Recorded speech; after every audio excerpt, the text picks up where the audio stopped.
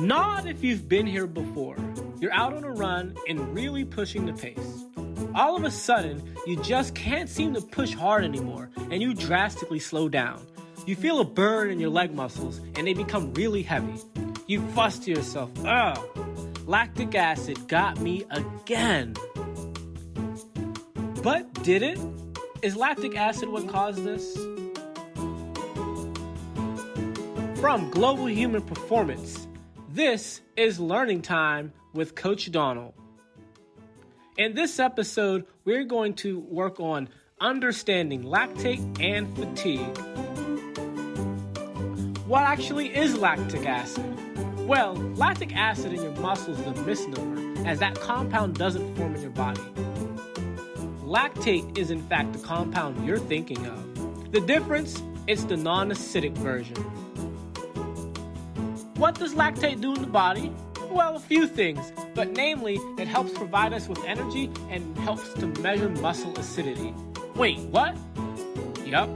Now, here's a couple things you need to know moving forward. How your body makes energy. You see, all of your cells use a molecule called ATP to function, created by burning sugar, glucose, into energy.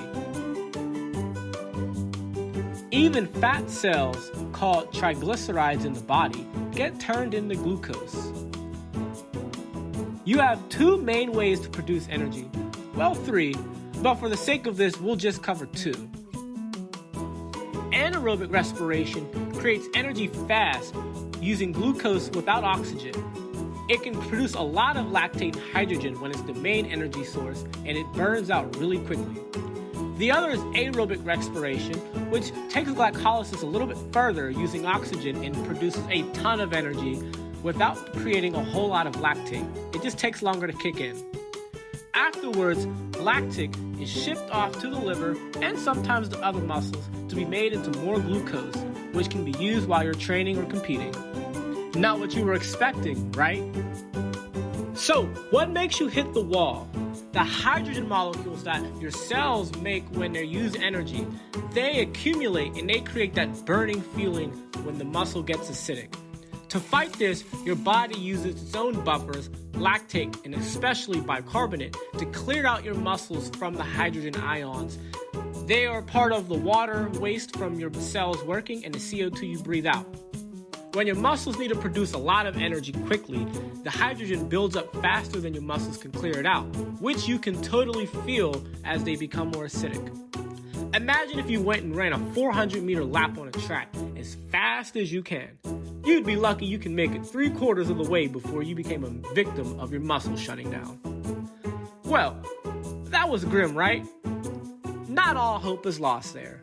You can fight back by training. Because lactate is increased in the muscle proportionate to hydrogen produced, you have what's called a lactic threshold. At this point, your hydrogen and lactic production skyrocket at about 85% of your heart rate max.